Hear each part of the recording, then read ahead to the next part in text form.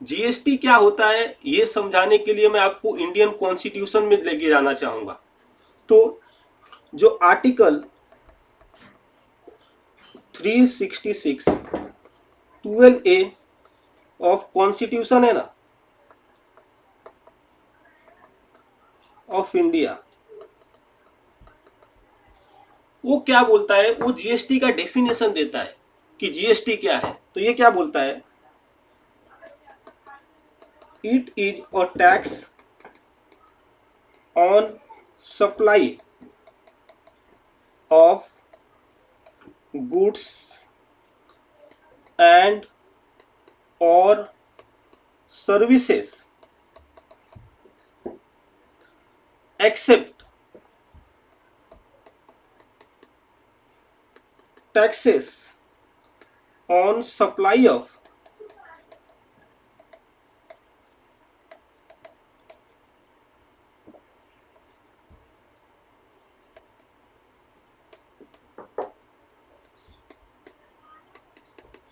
Alcoholic liquor for human consumption.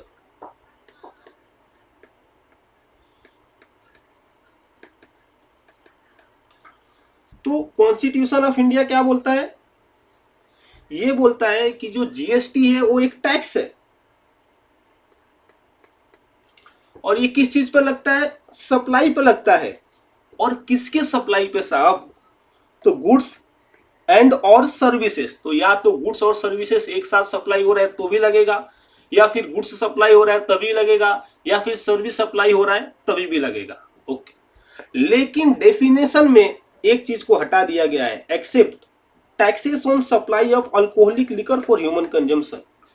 तो क्योंकि definition से ही अल्कोहलिक लिकर पे टैक्स को हटा दिया गया है, जीएसटी को हटा दिया गया है, तो GST alcoholic liquor for human consumption पर लगता ही नहीं है। ओके, तो क्या ह्यूमन कंजम्पशन के अल्कोहल पे कोई टैक्स ही नहीं लगता, लगता है ना, वैट लगता है।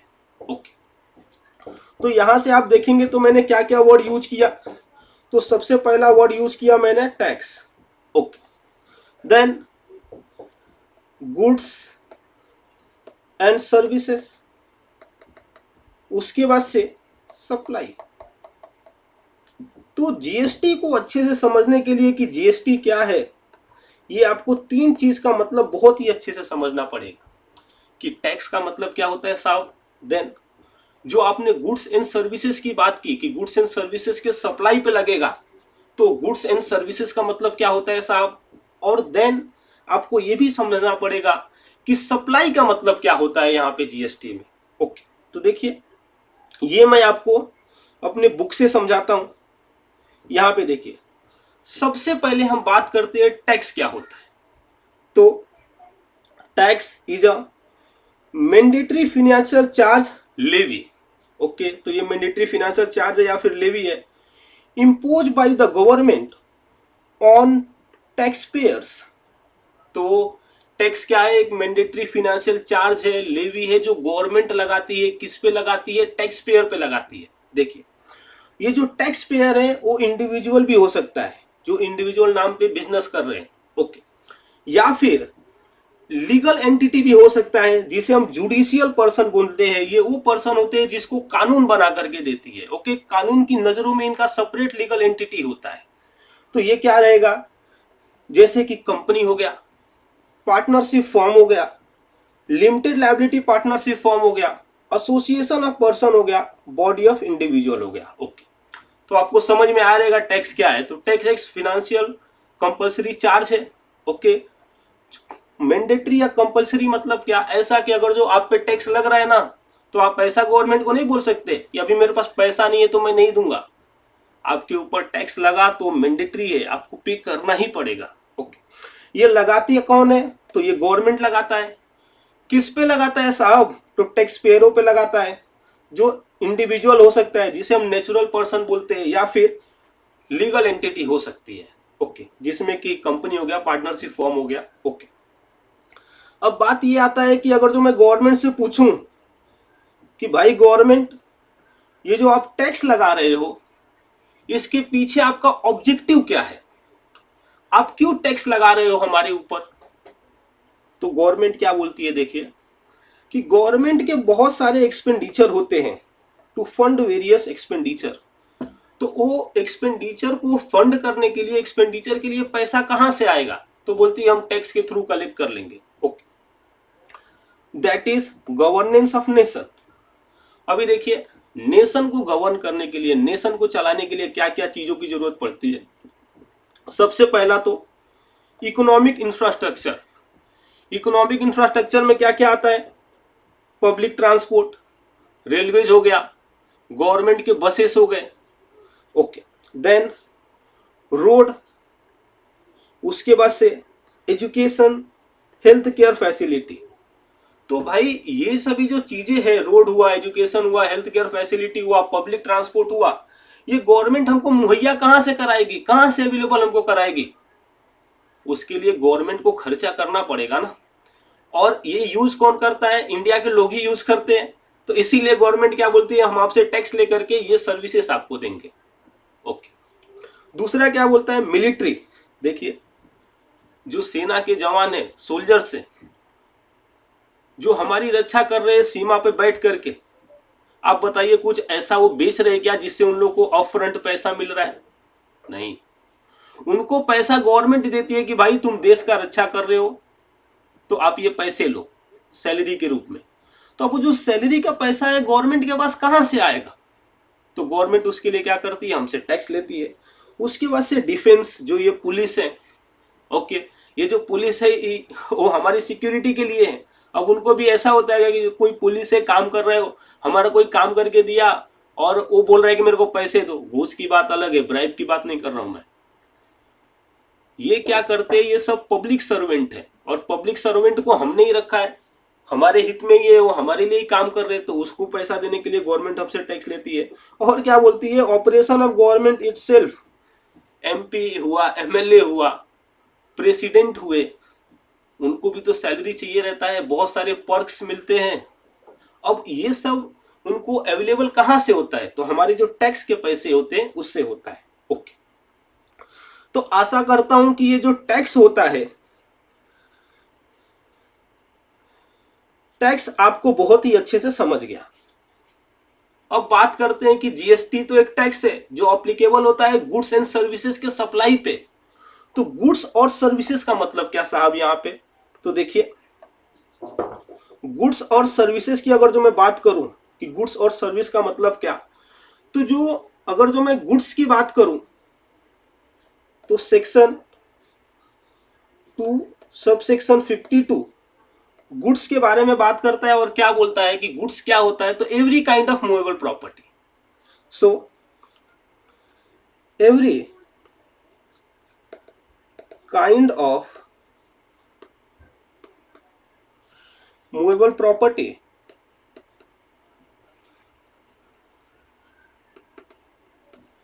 गुड्स कहलाता है। अगर जो मैं एग्जांपल की बात करूं तो क्या आ सकता है?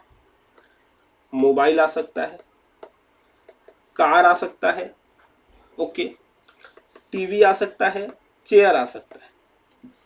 तो section 2 subsection 52 of CGST act क्या बोलता है कि गुड्स वो चीज होता है जो मूवेबल हो। अब आप जो भी चीजें देख सकते हो जो मूवेबल है, वो हर चीजें गुड्स हो सकती हैं। ठीक है, आप अपने आजू बाजू में देख लो। फॉर एग्जांपल, ये कैमरे से मैं रिकॉर्ड कर रहा हूँ, ये मूवेबल है, ये लैपटॉप मूवेबल है। तो ये हर चीजें गुड्स के डेफिनेशन में आएंगी और गुड्स पे जीएसटी लगेगा। ओके, दूसरी बात करते हैं कि ये सर्विस क्या होता है साहब? सर्विस, सर्विस होता है जो सेक्शन 2 सबसेक्शन 102 में डिफाइन किया गया है। ये क्या बोला गया है? Anything other than goods is service. जो गुड्स नहीं है वो सर्विस है। ओके, जैसे कि यहां पे क्या हो सकता है? Immovable property,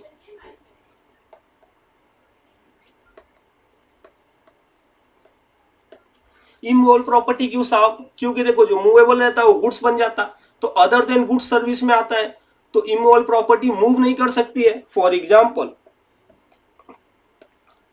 land and building,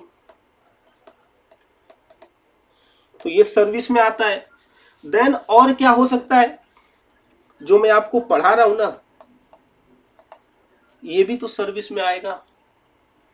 okay, तो ये हुआ। या आप भाड़े पे घर दिए हो, रेंटिंग ऑफ इमूवेबल प्रॉपर्टी, वो भी आपका सर्विस में आया। तो ये हुआ सर्विस का डेफिनेशन। तो अब देखिए, गुड्स हुआ और सर्विस का डेफिनेशन। अब दोनों के सर्विस में से ना साहब दो चीजों को हटाया गया है, मतलब एक्सप्रेसली बोल दिया गया है कि ये दो चीजें हैं, ना ही गुड्स मानी जाएगी ना ही सर्विस मानी जाएगी। वो क्या है आपको मालूम है क्या? तो देखिए, एक है मनी और दूसरा है सिक्योरिटीज। तो मनी को और सिक्योरिटीज को गुड्स और सर्विस के डेफिनेशन से ही बाहर निकाल दिया गया है। ओके, तो अगर जो मैं दूसरी तरफ से समझाना चाहूं कि गुड्स एंड सर्विसेज क्या होता है, तो एक बात समझिए, गवर्नमेंट ने एक जाल फेंका जीएसटी लगाने के लिए।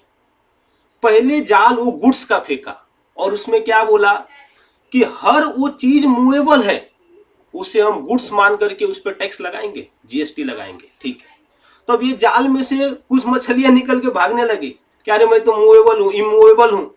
ओके, तो अब उस पर जीएसटी नहीं लग रहा था, तो गवर्नमेंट ने फिर से दूसरा जाल फेंका सर्विस का, और उसमें क्या बोल दिया कि जो गुड्स नहीं है वो हर चीज सर्विस है, तो उसको सर्विस मान के जीएसटी लगने लग गया। ओके, लेकिन गवर्नमेंट ने जब ये जाल लाया ना, तो उसमें से दो चीजों को निकाल के फेंक दिया कि ये ना ही गुड्स है और ना ही सर्विस है और इसके लिए उस पर जीएसटी नहीं लगेगा।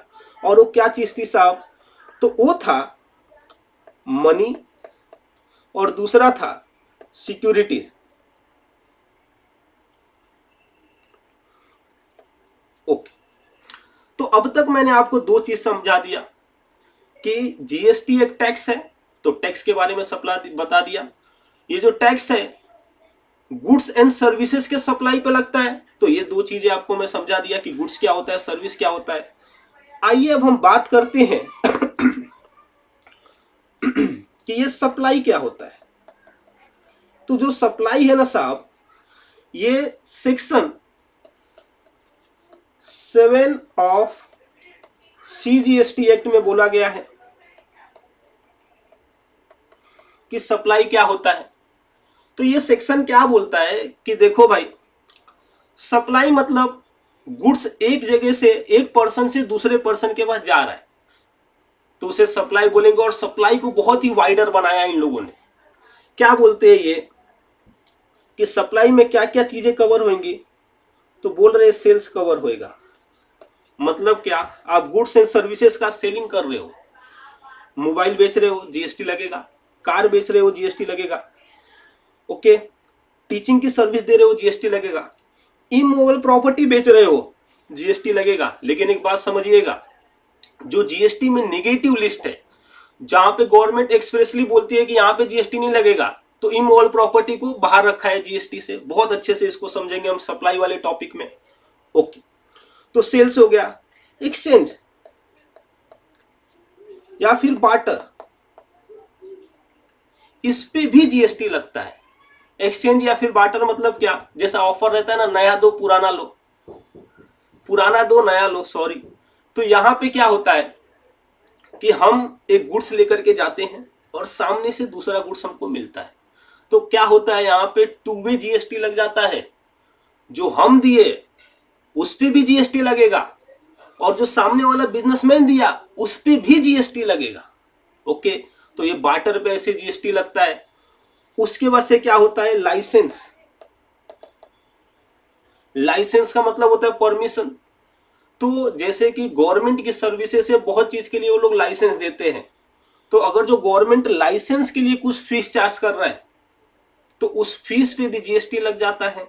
देन क्या होता है, रेंटल।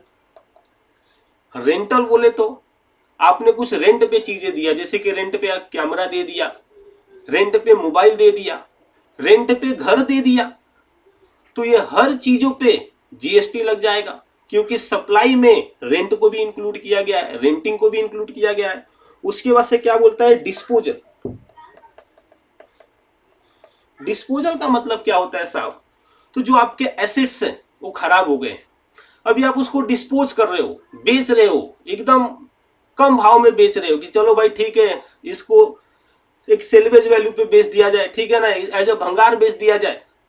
तो अब इसको जब आप बेचने जा रहे हो मार्केट में, डिस्पोज करने जा रहे हो, उस पे भी जीएसटी लगेगा। ओके, तो अब तक मैंने आपको यह समझा दिया कि जीएसटी क्या होता है, एक बार आपको रिवाइज करा देता हूं। तो देखिए, जो इंडियन कॉन्स्टिट्यूशन का आर्टिकल 366 सब आर्टिकल 12A है, वो जीएसटी का डेफिनेशन देता है। वो क्या बोलता है कि जीएसटी एक टैक्स है जो अप्लीकेबल होता है सप्लाई पे ऑफ गुड्स और सर्विसेज, और ये नहीं अप्लीकेबल होगा alcoholic liquor for human consumption के सप्लाई पे। ओके, देन मैंने आपको बताया कि टैक्सेस क्या होता है। तो टैक्सेस एक मैंडेटरी फाइनेंशियल चार्ज है, ओके, जो गवर्नमेंट लगाती है हमारे ऊपर, ठीक है। उसके बाद से जो टैक्सेस रहते हैं, गवर्नमेंट का क्या ऑब्जेक्टिव रहता है, कलेक्ट करना। तो गवर्नमेंट क्या बोलती है कि भाई हम बहुत सारे पब्लिक एक्सपेंडिचर करते हैं, पब्लिक वेलफेयर के लिए एक्सपेंडिचर करते हैं, मिलिट्री का, डिफेंस का, हॉस्पिटल बनाते हैं, रोड बनाते हैं, एजुकेशन फैसिलिटी देते हैं, तो ये सब के लिए पैसे चाहिए, तो जीएसटी के थ्रू हम लेते हैं। ओके, उसके बाद से हमने ये देखा कि ठीक है जीएसटी तो एक टैक्स है जो गुड्स और सर्विसेज के सप्लाई पे लगता है। तो हमने ये भी देख लिया कि गुड्स का मतलब क्या, सर्विस का मतलब क्या। तो गुड्स मतलब every kind of movable property, service का मतलब क्या होता है, अदर देन गुड्स। उसके बाद से गुड्स एंड सर्विस के सप्लाई पे जीएसटी लगता है ना, तो हमने सप्लाई को भी देख लिया कि सप्लाई का मतलब क्या साहब। तो सप्लाई मतलब सेल्स हुआ, एक्सचेंज हुआ, बार्टर हुआ, रेंटिंग हुआ, लाइसेंसिंग हुआ, रेंटल, फिर डिस्पोजल हुआ, ये हर चीजें आती हैं, ठीक है। जब मैं आपको सप्लाई वाला टॉपिक पढ़ाऊंगा ना, तो और इसमें बहुत डिटेल में जाऊंगा, और भी इसमें से आपको बहुत चीजें मैं बताऊंगा, ठीक है। अभी आप मोटा मोटी जीएसटी क्या होता है वो तो समझ ही गए। देखिए, हमने बात किया कि जीएसटी एक टैक्स है। अगर जो मैं और डीप में जाकर के बात करूं ना, तो जीएसटी क्या है मालूम है, इनडायरेक्ट टैक्स है। ओके, तो टैक्सेस को अगर जो मैं ब्रॉडली क्लासिफाई करूं तो दो पार्ट में क्लासिफाई होते हैं, एक होता है डायरेक्ट टैक्स, दूसरा होता है इनडायरेक्ट टैक्स। तो आगे हम बढ़ते हैं और ये समझ लेते हैं कि डायरेक्ट टैक्स का मतलब क्या होता है और इनडायरेक्ट टैक्स का मतलब क्या होता है। तो देखिए,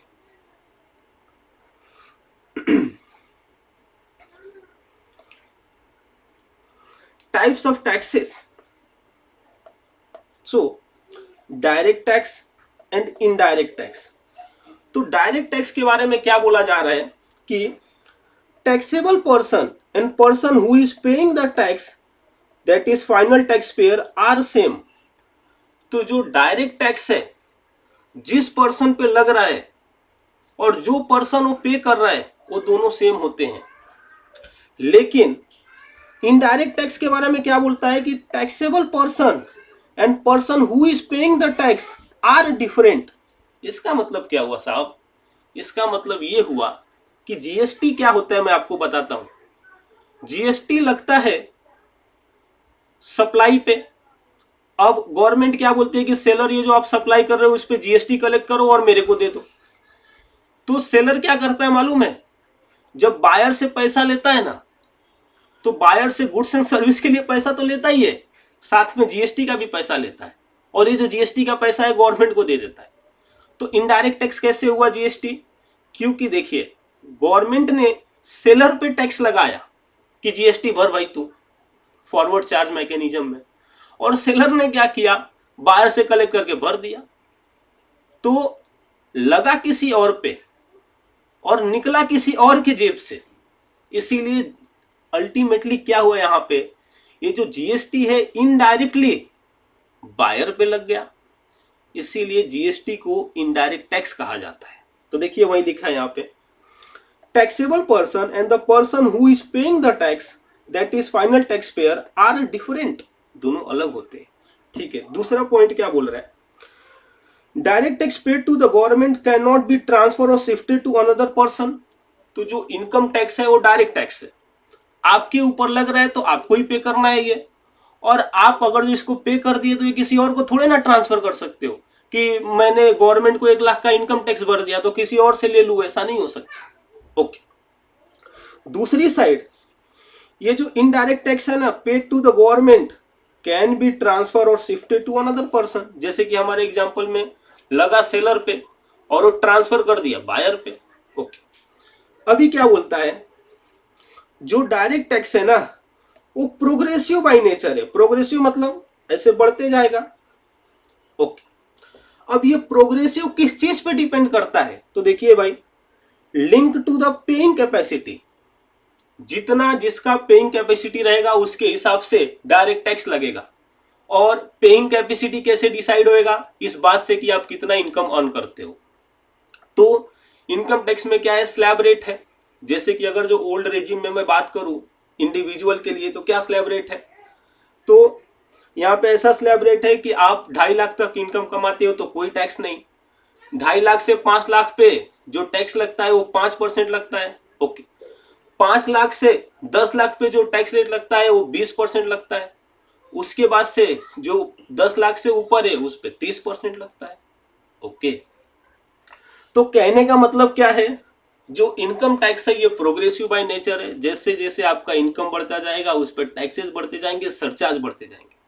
लेकिन ये जो इनडायरेक्ट टैक्स है, जो हमारा जीएसटी है, रिग्रेसिव बाय नेचर है।